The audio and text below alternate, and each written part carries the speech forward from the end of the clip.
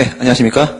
이번 시간에는 경찰 긴급권, 경찰 책임의 원칙 내용 중에서 세 번째 내용이었던 경찰 긴급권 문제에 대해서 함께 살펴보도록 하겠습니다.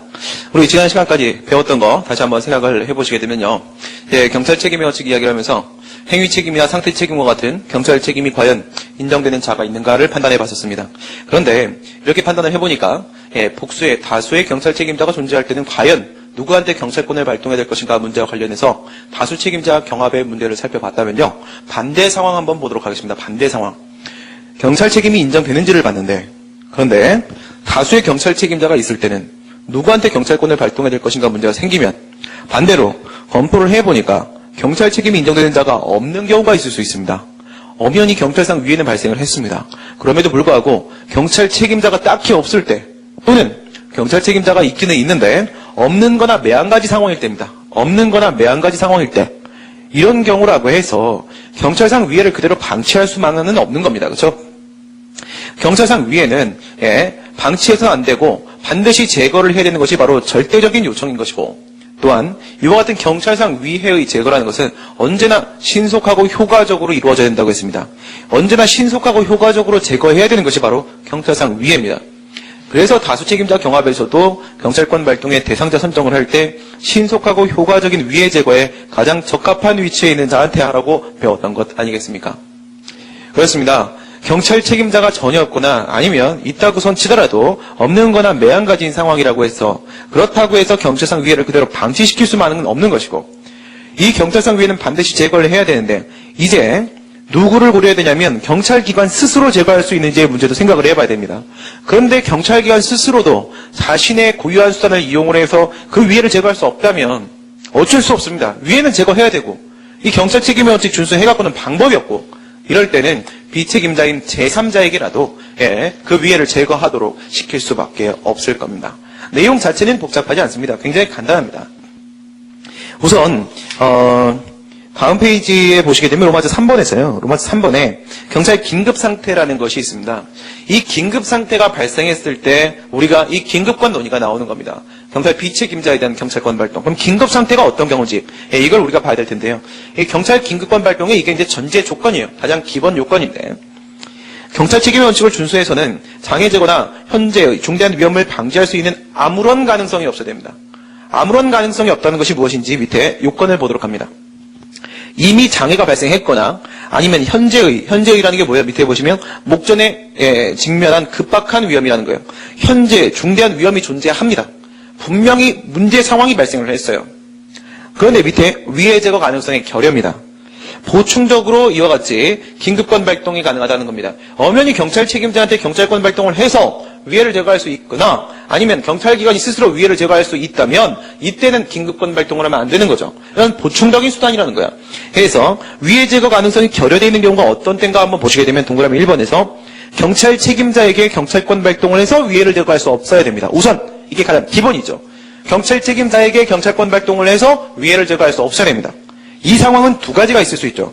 첫 번째는요, 경찰 책임자가 아예 없거나 아니면 경찰 책임자가 모두 도주하고 없어서 책임자한테 경찰권 발동할 수 없거나, 또는 존재하고 도주하지도 않았습니다.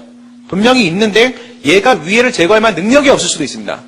이렇다면 경찰 책임자를 통한 위해 제거는 불가능한 겁니다. 그렇죠? 경찰 책임자가 아예 없어요. 아니면 있기는 한데 도주하고 여기 없어요. 또는 있고 도주하지도 않았는데 얘가 위해를 제거할 능력이 없어요. 이렇다면 경찰 책임자를 통한 위해 제거는 안 되는 상황입니다. 두 번째, 동그라미 2번 보시게 되면 경찰 고유한 수단을 이용해서도 위해 제거가 불가능해야 됩니다. 경찰 책임자를 통해서 위해 제거할 수 없다고 해서 바로 비책임자에게로 화살을 꽂아서는 안 되겠죠. 중간에 우선 누가 개입해야 돼요?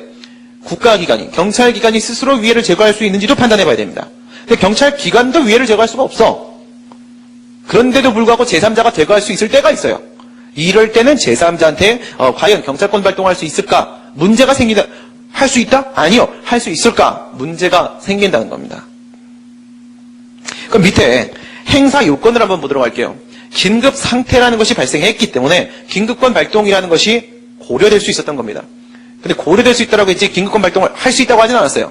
그래서 밑에 있는 이 행사 요건을 충족해야지만 제3자에게, 경찰 비책임자에게 이와 같이 권력적이고 침입적인 경찰 적용을 할 수 있게 되는 겁니다. 행사 요건을 보도록 하겠습니다. 우선은 당연히 긴급 상태가 발생해야 되죠. 그죠? 방법이 없어야 돼요. 경찰 책임의 원칙을 경찰상 위에 대한 직접적인 책임이 있는 자에게만 경찰권을 발동할 수 있다. 이런 식의 경찰 책임의 원칙을 준수해서는 위해 제거가 불가능한 긴급 상태는 우선 존재해야 됩니다.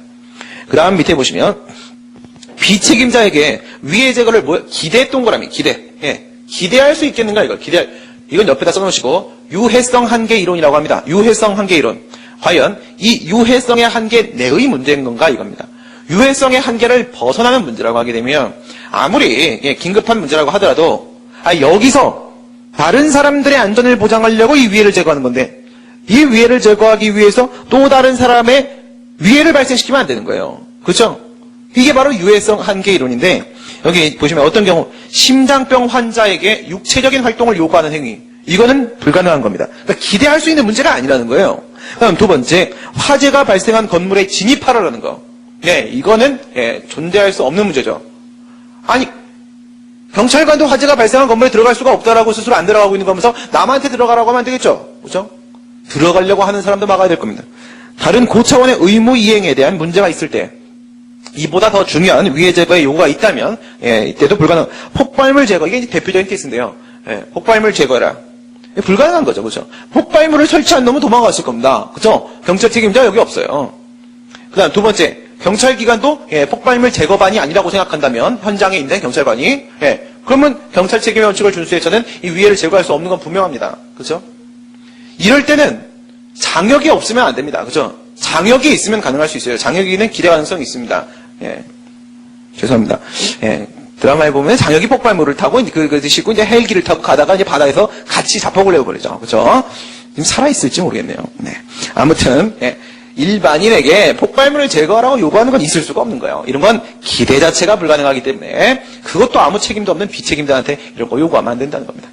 그 다음 결국 모든 것은 뭐야? 법학은 결국 이익향량입니다. 그러니까 뭘 생각하셔야 돼요? 비책임자의 불이익을 정당화할 수 있을 정도인가? 얘한테 기대를 못할 바는 아니야. 하지만 비책임자는요. 아무 책임도 없는 사람이 이와 같은 위해 제거를 해야 된다면 분명히 불이익이 발생합니다. 그럼 여기서 위해 제거라는 공익과 그리고 얘한테 발생하는 이 불이익 사익 침해 문제를 형량해 봤을 때 이 사익 침해가 훨씬 크다라고 하게 되면은 또 이때도 긴급권 발동 불가능하다라고 봐야 될 겁니다. 한서 보면서 우리 상황을 한번 살펴보도록 하겠습니다. 4대강 사업에 반대하는 MB 정권이 끝나고 나서 4대강 사업의 문제가 엄청 많이 하나씩 드러나고 있죠. 그런데 4대강 사업에 반대하는 2만여 명의 대규모 집회가 적법하게 신고가 됐습니다. 그러면요, 이 반대 집회 측은 얘들이 뭐 경찰상 의무를 위반하거나 하진 않은 겁니다. 근데 500여 명이 폭력적인 반대 시위를 계획하고 있다는 첩보를 입수했습니다. 심각한 문제죠, 그렇죠? 분명히 이제 폭력 사태로 연결됩니다.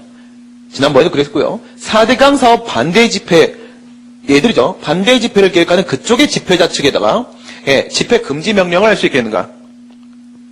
지금 여기서 4대강 사업을 반대하는 측이 지금 어떤 의무를 위반한 행위를 하지 않았습니다. 그죠? 지금의 이와 같은 경찰상 위험을 방지하기 위해서 아무런 책임이 없는 적법한 집회 측에다가 집회 금지 명령을 하는 상황이죠. 이럴 때가 바로 뭐예요? 경찰상 위험 방지를 위한 비책임자에 대한 경찰권 발동, 긴급권 발동에 대한 문제로 넘어가는 겁니다. 그 다음 이런 경우 보시면 임대인 갑이 임차인 을에게 임대차 계약의 해지를 통고하고 나서 법원에 명도 판결 받아갖고 강제 집행을 함으로써 을네 가족이 쫓겨났어요. 근데 을은 이 돈으로 딴 데 가서 집을 구할 수가 없습니다. 그래서 결국 무숙의 상태라는 위험 상태에 발생했습니다. 무숙의 상태라는 위험 상태에 놓이게 됐어요. 이때 갑의 집에다가 을이 계속 살 수 있도록 강제 배정을 할 수 있겠는가? 지금 여기서 갑이 어떤 법을 위반하는 경찰상 의무 위반 행위를 하지 않았습니다. 적법하게 내보냈습니다. 그런데 얘네를 지금 굉장히 긴급한 상황이 발생했으니까 여기다 강제 배정을 시킬 수 있겠는가? 세 번째, 이건 이제 우리 계속 얘기했던 거죠, 그렇죠? A 공연기획사 가수 B 이거. 그래서 공연 취소에 분을 이기지 못한 관람객들이 인근 상가 간판을 떼내서 도로에 바리케이트를 쳤다. 근데 이 관람객들은 모두 도주한 상태라고 했을 때 참가주인 을에게 간판 제거 명령을 할 수 있겠는가? 이건 뭐 계속 얘기하던 거니까 한번 생각해 보세요. 행위 책임 누구한테 인정되죠? 행위 책임의 기속 법리에 따르게 되면, 즉 직접 원인설에 따르게 되면 공연 기획사나 가수 B에게는 행위 책임 인정 안 되고 인근 상가주인은 아무런 행위를 하지 않았습니다. 행위 책임은 관람객이죠. 경찰 책임자는 관람객이 있습니다.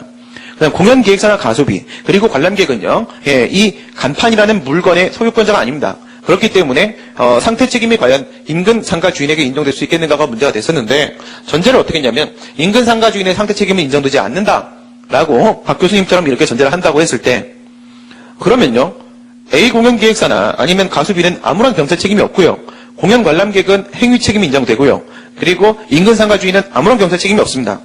그럼 경찰 책임자인 공연 관람객이 도주하고 없습니다. 그럼 이 도로에 처있는 이 바리케이트를 치우라고 시킬 상대는 공연 관람객인데 얘들이 없어요. 그러면 그렇다고 해서 이 간판을 그대로 둘 것이냐, 이런 문제가 생기겠죠. 이때 아무런 책임이 없는 비책임자 인근 상가 주인에게 이 간판을 치우라고 명령할 수 있겠는가 이겁니다. 가능하겠습니까? 이 긴급 상태 자체가 발생을 안 합니다. 왜 안 해요? 이 간판 이거 경찰관도 치울 수 있잖아요. 경찰의 고유한 수단으로, 경찰도 어떻게 할 수가 없을 때 긴급권 발동에 문제가 발생한다고 했어요. 애당초 긴급상태 조건 자체가 성립이 안 됩니다. 그렇죠? 노동운동을 비판하는 영화를 상영을 하자 천여 명의 군중이 차도를 점거하고 시위를 벌였습니다. 이때 극장주에게 영화 상영 중지 명령을 할 수 있겠습니까? 도로를 점거하고 시위를 해서 도로교통상의 경찰상 위해가 발생을 했습니다. 그런데 여기에 대한 책임은 누구한테 있는 거예요? 아니, 시위대한테 있는 겁니다. 시위대한테. 왜? 얘가 원인을 제공한 건 있죠, 극장주가. 하지만 이게 뭐예요? 간접적 원인을 제공한 것에 지나지 않죠. 이게 뭐 의도적 간접적 원인 제공자 아니지 않습니까? 얘가 시위대를 끌어내어 괴롭힐 목적으로 영화를 이건 아니잖아요. 그렇죠? 단순한 간접적 원인 제공자니까 얘는요, 행위 책임 인정 안 됩니다. 그 다음 어떤 물건의 위험 상태가 없기 때문에 상태 책임의 문제는 애당초 발생하지 않고요. 그러면 경찰 책임자는 시위대고 행위 책임 측면에서, 그리고 이 상가가 아니라 극장주는 아무런 경찰 책임이 없죠. 과연 가능하겠는가 이겁니다. 불가능하겠죠. 왜 불가능하죠? 경찰 책임자인 이 시위대한테 집회 해산 명령할 수 있습니다. 그렇죠? 경찰 책임자에게 경찰권 발동할 수 있습니다. 그렇기 때문에 긴급상태 성립이 안 되겠죠. 다섯 번째 보시게 되면 택시요금 인상과 관련돼서 또 지금도 이런 논의들이 이루어지고 있는데, 택시요금 인상 안 했으면 좋겠어요. 강사들은 보통 차를 많이 잘 안 끌고 다닙니다. 안 끌어요. 왜냐하면 다니면서도 계속 이렇게 책을 봐야 되고 고민을, 강의 준비를 해야 되기 때문에 웬만하면 택시를 탑니다. 근데 택시 요금이 자꾸 올라요. 미쳐버릴 것 같아요. 저는 택시 요금을 내려주면 좋겠습니다. 아니면 그런 안도 있죠. 택시 요금을 인상하는 거는 택시 기사님들을 위해서 인정한다 치더라도 뭐죠? 미니 택시, 저처럼 혼자 타고 다니는 사람들을 위한 미니 택시를 만들고, 좀 모범 택시 뭐 이렇게 공항 택시 있듯이 미니 택시 만들고 한 명만 타는 거, 한두 명 타는 걸로 만들고 그다음 요금을 낮춘다. 이런 거 좀 해주면 좋겠는데, 어쨌든 택시 요금의 인상과 관련 집회를 하고 있었습니다. 집회 참가자들이 뭐 협상이 제대로 잘 안 되자 흥분을 했습니다. 그래서 자신의 택시들을 끌고 나와서 도로를 점거를 했습니다. 이때 경찰서장이 가스총을 사용하여, 이런 문제가 있는데 가스총 좀 안 어울리죠, 그죠? 최루탄 뭐 이렇게 하거나 해야 되는데, 어쨌든 간에 분사기 등을 사용하여 시위대 해산을 시켰어요. 그래서 다 돌아는 갔는데 택시 차량을 그대로 둔 채 도주를 했습니다. 이것도 비슷한 교수님 사례집에 이런 문제도 있습니다. 뭐가 있냐면, 제 사례집이 있었나 옛날에? 뭐냐면 농민 시위. 제 사례집이네요. 농민 시위를 하는데 그때 문제를 저희 학교에다가 이렇게 만들었어요. 고려대학교 안암 모거리에서 농민들이 집회를 하다가, 시위를 하다가 돌아갔는데, 거기다가 이제 경운기와 트랙터 등을 도로에 그대로 둔 채 갔다. 그리고 나서 국가 배상 문제였군요, 그게. 그래서 근데 그거를 경찰들이 해산을 시키고 나서 경찰들도 소규모 트랙터는 옮겨놨는데, 길가로 옮겨놨는데 큰 트랙터는 옮기지 못했다. 그대로 뒀다. 그대로 두고 경찰도 철수를 하고 시위대도 제기시장에다 술 먹고, 그죠? 이렇게 됐습니다. 그런데 다음날 새벽 4시경 그 같은 사실을 알지 못한 갑은 안암 오거리를 달리다가 그 트랙터와 충돌하여 교통사고를 당했다. 이때 손해배상 청구를 하면 가능하겠는가? 이건 이제 국가를 상대로 위법한 부작위에 따른 손해배상 청구 문제로 들어갈 수 있겠죠. 그때도 마찬가지입니다. 택시 차량을 도로에 그대로 두고 간다. 또는 농민 시위를 하면서 트랙터를 도로에 그대로 두고 간다. 근데 위법한 부작위 상황을 안 만들기 위해서 이제 제거를 합니다. 택시 차량을 그대로 둔 채 모두 도주했고 경찰서 견인 차량이 부족한 경우에 이건 뭐예요? 경찰 고유한 수단으로도 어떻게 할 수가 없었다. 이걸 지금 성립을 시키려고 하는 거죠. 그렇죠? 예, 경찰관도 이 택시를 다 치울 수가 없었다. 그래서 인근 견인업자에게 차량 견인 명령을 할 수 있겠는가? 이거는 되죠. 경찰 책임자는 택시 운전기사분들이고 이분들이 안 계십니다. 그리고 이제 경찰관도 스스로 어떻게 할 수가 없는 입장입니다. 이럴 때 이제 제3자에게 경찰권 발동할 수 있겠는가 문제 생길 수 있고요. 긴급 상태 자체는 성립이 됩니다. 우선 성립이 되고 그 다음에 이제 기대 가능성 생각해 봐야 되는데 이 견인업자가 이거 견인하면은 폭발물 제거하는 만큼의 어떤 유해성의 한계를 넘는 심각한 문제가 발생하는 거 아니고 그렇죠? 자기네 견인 차량을 끌어가면 됩니다. 그 다음에 이익과 불이익을 뭐 형량해 봤을 때도 이건 이제 도로교통상의 안전, 그 다음에 원활한 소통이라는 공익이 있고 그다음에 사익은요. 무슨 사익 침해가 있겠습니까? 그렇죠? 비용 주면 되는 거지. 이런 건 됩니다. 그렇죠? 물론 하지만 견인업자가 경찰 책임자는 아니니까 긴급권 발동 문제로 처리가 되는 거고요. 갑이 반대 차선에서 질주해 오고 있는 의뢰 차량과 충돌했습니다. 얘가 이제 중앙선을 넘어왔고 이렇게 달려왔어요. 근데 심각한 교통사고를 당해서 차량이 갇혀버렸어요. 빠져나올 수가 없어요. 이때 갑이 뭐라냐면 그래도 이제 우리나라는 초절정 선진국이기 때문에 핸드폰을 다 갖고 있어, 그죠? 핸드폰을. 그래서 핸드폰으로 전화를 한 거예요. 신고를 한 거예요. 살려주세요! 라고 했는데, 빨리 살려주고 싶어서, 긴급하게 출동을 한 경찰관은 정확한 사정을 모른 채로 출동을 했어요. 그래서, 을은 이미 뺑소를 치고 달아났고, 경찰 책임자 현장에 없는 거죠. 그 다음에, 신고를 받고 도착한 경찰관이 절단 기능이 없는 거예요. 구조장구가 없습니다. 근데 물론 이제 우리 국가배상에서 배운 대로 치게 되면 경찰관 평균적 공무원은 이제 슈퍼맨이기 때문에 이 차량이 이렇게 구겨져 있어도 하나의 손가락을 이렇게 피할 수 있어야 되는데 공무원이 그게 말이 안 되고 그렇죠? 이제 국가배상 문제니까 거기 가면 이제 그렇게 논의를 하긴 합니다만 과실 논의할 때 그랬었죠. 절단 기능이 없기 때문에 어떻게 할 수가 없는 겁니다. 근데 이제 조금 있으면 이 차량이 폭발할 것 같아. 어떡하지? 이럴 때 인근 자동차 수리업자에게 구조작업 명령을 한다면 가능할까요? 이 긴급상태 성립하죠. 경찰관도 어쩔 수 없다. 이런 상태 만든 거고, 뭐, 불가능할 이유가 없습니다. 그 다음, 갑 소유의 토지에서 바위가 굴러내렸습니다. 바위가. 갑의 땅에는 바위가 많아요. 그죠? 갑 이름이 고인돌입니다. 고인돌. 인도령. 인도령네 땅에서 바위가 굴러내렸어요. 그러니까 국도로 굴러내려서 국도의 도로 통행상에 심각한 위해가 발생했습니다. 근데, 이 인도령이 핸드폰이 없으세요. 핸드폰이 없으신데 이미 뭐 읍내에 나가서 술을 드시고 계신 거죠. 그래서 연락이 안 돼. 연락이. 갑이 오면 어떻게 돼요? 갑이 이제 바위를 들어가지고 이렇게 딱 옮겨야 되는데 갑이 연락이 안 돼요. 경찰 책임자죠. 얘가 경찰 책임자를 통한 위해 제거가 안 됩니다. 이럴 때 인근 공사 중인 건설업자에게 제거 명령할 수 있겠는가? 옆에 뭐 중장비들이 있을 거 아니겠습니까? 그렇죠? 치우라고 할 수 있겠는가? 경찰 스스로 못한다면 긴급상태 성립되고 또 행사요건도 특별히 뭐 안 될 건 없을 것 같습니다. 그죠? 이런 경우가 바로 긴급권 발동에 대한 문제가 발생하는 경우인데요. 경찰 책임의 원칙 문제가 출제가 되면 가장 기본은 행위 책임이나 상태 책임의 인정 여부를 살펴보시고 그리고 나서 이제 긴급권 발동이나 다수 책임자 경합 문제 둘 중에 한쪽으로 이렇게 빠져나갑니다.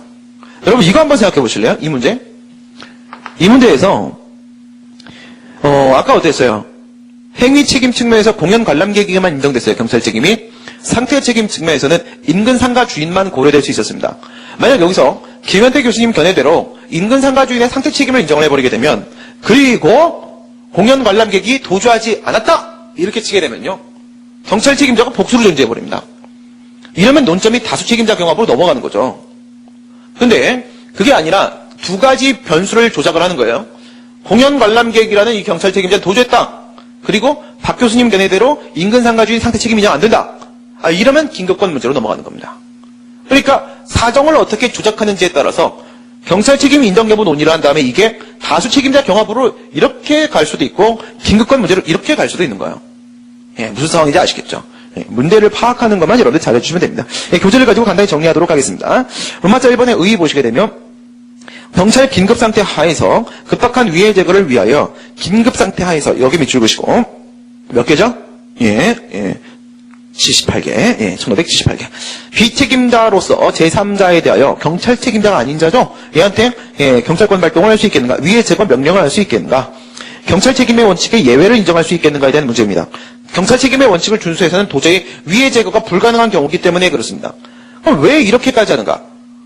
경찰 책임의 원칙을 준수해서 위해 제거가 불가능하다라고 하더라도 경찰 책임의 원칙이 절대적인 원칙이 되는 건 아니고 또 경찰상 위해를 제거해야 될 필요성은 절대적인 요청이기 때문에 그렇습니다. 그래서 이런 논의가 나오는데 긴급 상태 문제는 우리가 아까 봤고요. 행사 요건도 봤는데 그럼 이제 로마자 2번의 법적 근거를 봐야 돼요. 이 같은 긴급권 발동에 개별법상 근거가 있을 때도 있습니다. 있을 때도 있는데 대부분 없겠죠. 그죠? 입법자는 아무것도 모른다고 하잖아요. 그죠? 입법자는. 국회, 그렇습니다. 그 국회의원들의 여러 가지 혜택을, TVN고에 보면은, 그 강용석에 고소한, 거기 보면 그런 게 나와요. 혜택은 무지하게 많은데, 일은 거의 하지 않는다. 입법자가 정상적인 상황도 예측을 못해서 다 입법을 못하는데, 이런 긴급 상태를 어떻게 예측을 하겠습니까? 법적 근거가 없는 경우가 많을 겁니다. 과연 이럴 때 개괄적 수권 조항을 인정할 수 있겠는가 이런 논의가 나올 수 있겠습니다. 뭐랑 비교하셔야겠어요? 여러분 앞에 테마에서 경찰권 발동의 근거와 한계 논의할 때 법률 위반칙 관련돼서 개괄적 수권 조항 논의를 했었습니다. 뭘 가지고 논의했었죠 우리가? 경찰관 직무집행법 2조 6호를 일반 조항으로 인정할 수 있겠는가 이런 논의였어요.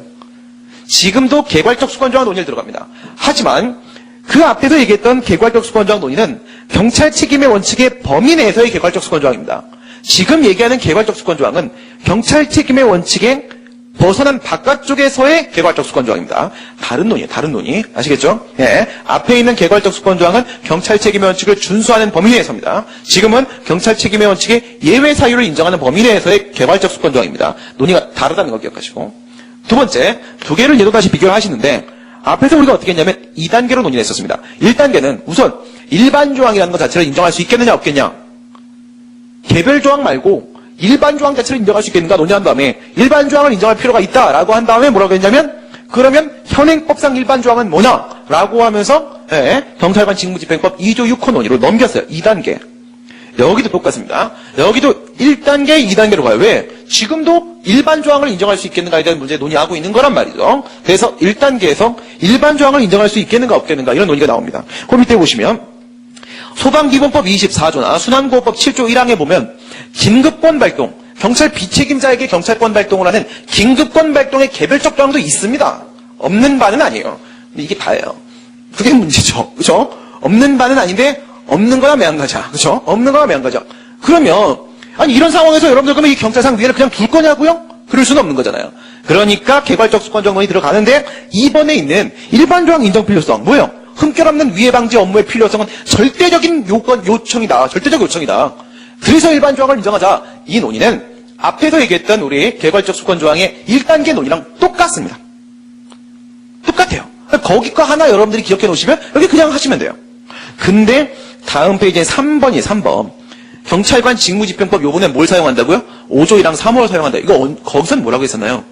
유추적용설에서 개인적 법익 침해에 대한 문제는 5조 1항 3호를 일반 조항으로 보고 공동체적 법익의 경우에 있어서는 2조 6호를 유추적용시키고 범죄 관련성이 인정될 때는 6조를 유추적용하자. 이런 견해가 있었죠. 유추적용설. 그때 등장했던 그 5조 1항 3호입니다. 왜 그거 자꾸 2조 6호가 아닌 5조 1항 3호를 자꾸 거론하는 것일까요? 왜냐하면 이게 바로 위험 발생 방지 조치가 5조기 때문에 그래요. 위험 발생 방지 조치, 경찰관 직무집행법상 표준적 직무 조치 중에서 그래도 가장 일반적인 조항이라고 볼 수 있는 게 바로 위험 발생 방지 조치겠죠. 왜? 경찰상 위험 얘기를 하고 있으니까. 위험 발생 방지 조치가 5조고 5조 1항 3호에 보시게 되면 뭐라고 되어 있냐면요. 5조 1항 보세요. 경찰관은 인명 또는 신체에 위해를 미치거나 재산에 중대한 손해를 끼칠 우려가 있는 천재사변, 공작물의 손괴, 교통사고, 위험물 폭발, 광경 분마류 등의 출현, 극단한 혼잡, 그리고 뭐가 있어요? 예. 뭐 아무데나 꽂아도 되는 기타 위험한 사태가 있어요. 기타 위험한 사태. 이게 이제 전자기타, 일렉트로닉 이렇게 뭐 있는 겁니다. 그 다음에 3호를 보니까 그 장소에 있는 자, 사물의 관리자, 기타 관계인까지 다 포함시켰어요. 기타 관계. 또 기타죠. 기타 관계인에게 위해 방지상 필요하다고 인정된 조치를 뭐라고요? 하게 할 수 있다라고 되어 있습니다. 그러니까 실제로 이게 어떻게 보면 경찰권 발동의 일반 조항으로서 일정 기능을 해낼 수 있는 게 맞습니다. 근데 우리가 경찰 책임의 원칙 하에서는 2조 6호를 사용하는 것이 일반적인 논의고 긴급권에서는 5조 1항 3호를 인정하는 것이 이게 다수의 개념입니다. 그럼 비교하시면 앞에 있었던 거에서의 1단계와 여기서의 개괄적 수권 조항 1단계 논의 완전 똑같고요. 저기서는 2단계에서 경직법 2조 6호를 사용했고 학설 대립이 있었습니다. 긍정설, 유추경설, 부정설이 있었죠. 여기는요, 특별한 학설 대립은 없고 2조 6호가 아니라 5조 1항 3호를 일반 조항으로, 현행법상 일반 조항으로 적용을 시켜야 된다는 점. 그러면 뭐예요? 밑에 있는 행사 요건만 충족하면 긴급권 발동이 된다고 볼 수 있는 거죠. 이익 형량도 이 안에 다 포함된 겁니다. 그렇죠? 이익 형량도 다 포함되어 있는 겁니다. 그래서 여러분들이 머릿속으로 어떻게 기억을 하시냐면 의의를 기억을 하신 다음에 긴급 상태 발생을 먼저 떠올려 보세요. 긴급 상태여야지만 긴급권 논의로 넘어가는 겁니다. 그 다음에 법률 유보와 관련돼서 그 법적 근거 논의를 떠올리세요. 법적 근거 논의를. 그 다음에 여기서 개별법상 근거가 있으면 좋고 없으면 5조 1항 3호를 적용시키는 걸로 하게 되고 그 다음에 이제 재량권 행사의 한계 문제죠. 재량권 행사의 한계와 관련돼서 밑에 있는 행사 요건 논의로 넘어가게 되는 겁니다. 행사 요건 논의로. 그래서 만약 여기에 있는 요건까지 충족을 하게 되면 긴급권 발동도 예외적으로 가능할 수도 있다. 이런 결론이 나오는 거겠죠. 정리하시게 되면 여기에 있는 내용을 여러분들이 이해하고 기억하는 건 어렵지 않고요. 경찰 책임이 인정되냐 얘기를 한 다음에 다수 책임자 경합 문제로 토스될 때가 있고 경찰 긴급권 문제로 토스될 때가 있다. 이렇게 양쪽으로 갈라져서 가지를 뻗치게 된다는 점, 요걸 여러분들이 좀 기억을 하시는 게 수험적으로는 굉장히 중요하지 않을까 이런 생각이 듭니다. 지금까지 경찰 비책임자에 대한 경찰권 발동으로서 경찰 긴급권 문제를 함께 살펴보았습니다. 수고들 많이 했습니다. 수고하셨습니다.